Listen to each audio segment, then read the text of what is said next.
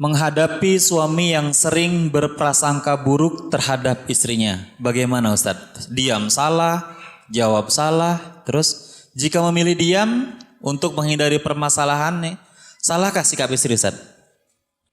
Nasihatnya Ustadz nih. Masya Allah jamaah. Iya, memang salah satu yang merusak rumah tangga itu prasangka. Bukan hanya rumah tangga, yang merusak hubungan persaudaraan kita itu prasangka. Sehingga Allah di ayat ke-11, ayat 12 di surah Al-Hujurat. Ya, ayat ke-12 surah Al-Hujurat. Apa kata Allah? Ya ayyuhalladzina amanu ijtanibu kathiran minadh-dhann. Inna ba'dadh-dhanni ithm. Wala tajassasu wala yaghtab ba'dukum ba'dha ayuhibbu ahadukum an ya'kula lahma akhi maitan fakarihtumuh wattaqullaha innallaha tawwabur rahim.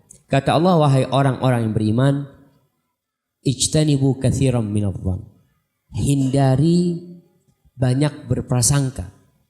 Kenapa? Karena sebagian prasangka itu dosa.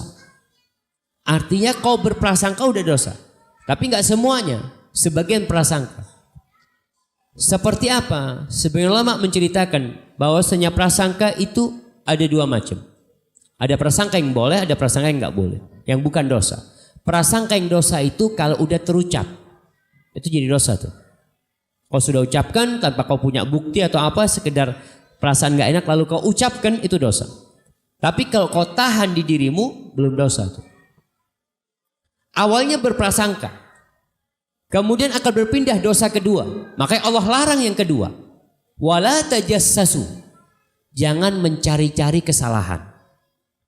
Awalnya dari kau perasaan gak enak, lalu kau cari-cari kesalahan.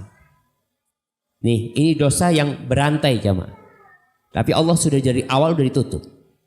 Setelah Allah larang Jalla Jalaluh, jangan kalian mencari-cari kesalahan. Yang ketiga, wala yaghtab ba'dukum ba'dha. Kalian jangan mengomongkan kejelekan orang. Awalnya berprasangka, cari-cari kesalahan, ketemu kesalahannya. Yang ketiga, diceritakan kesalahannya kepada orang lain. Padahal yang terakhir ghibah ini dosa besar. Awalnya dari mana tuh? Prasangka. Maka seorang suami yang suka berprasangka buruk kepada istrinya, mungkin dia melakukan sesuatu yang buruk sehingga kebawa tuh ke perasaan dia, lalu dia menuduh istrinya melakukan yang buruk. Biasanya kayak gitu. Dia mengukur orang lain dengan dirinya. Kayaknya gini nih, belum tentu jamaah. Maka tadi kalau ada prasangka usahakan ditahan, tidak sampai terucapkan. Kalau udah ngomong akan berantem tuh nantinya. Karena si istri merasa aku nggak kayak gitu Ustaz. Terus sikap istri gimana? Diam salah, ngomong salah. Maka tugas si istri minta maaf sama suaminya. Minta maaf. Ustaz, masa yang salah suami, istri yang minta maaf? Nah tuh. Untuk menyelamatkan rumah tangga ini, salah satu kunci utama adalah kesabaran istri. Ustaz, sabarnya udah habis, kulaan lagi sabarnya. Nah, kalau sabarnya udah habis, kulaan, nggak apa-apa. Di mana dijual kesabaran? Sehingga kita bisa borong tuh kesabaran. Kau baca kisah-kisah para nabi, orang-orang yang dizalimin. Kau lihat bagaimana istrinya Fir'aun yang sampai dibantai sama suaminya, dia tetap sabar. Maka kau kulaan di sana. Kau lihat orang-orang yang lebih parah suaminya daripada engkau. Di situ kau bisa alhamdulillah, ternyata suamiku masih lebih baik. Kau lihat kepada kelebihan suamimu, insya Allah kau bisa sabar dan bertahan. Jadi kau bersabar, kau minta maaf. Nabi SAW ketika menceritakan wanita penghuni surga, beliau berikan 3 sifat. Beliau mengatakan kullu waludin wadudin a'ud. Penghuni surga itu kalian tahu siapa? Wanita-wanita dari istri kalian menjadi penghuni surga. Semua wanita yang subur, yang pengasih dan suka kembali. Suka kembali kemana? Kepada suaminya. idza usi'a ilaiha, kalau dia disakitin.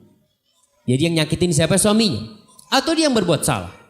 Dia datang ke suaminya, dia pegang tangan suaminya, dia mengatakan la adzuku bi ghamdin hatta tardobang, aku tidak akan memejamkan mataku sampai kau ridho sama aku. Selesai sudah. Ustaz, enak banget jadi suami ya. Enak jadi suami, bapak-bapak. Ya udah takdirnya jadi suami kayak gitu, dan tanggung jawabnya suami jauh lebih berat dari istri. Sehingga nanti pada hari kiamat itu istri bisa jadi masuk ke kitab kebaikan suami. Karena suami sudah mengajarkan kebaikan kepada istrinya, dan bisa jadi istri itu masuk kepada catatan buruk suami. Karena kau tidak tanggung jawab dengan istrimu. Maka kiranya seperti itu, memang ya lelaki Allah angkat sebagai pemimpin, dan memberitahu pemimpin itu kadangkala dengan kita berdiam, minta maaf ya. Kalau nggak bisa ngomong, mungkin kau bisa tulis sesuatu kepada suami. Tapi intinya tadi sebenarnya saling memahami, saling meminta maaf. Semoga bisa terus dilanjutkan kehidupan rumah tangga. Barakallahu Masya fikum. Allah, nasihatnya luar biasa. Ustaz.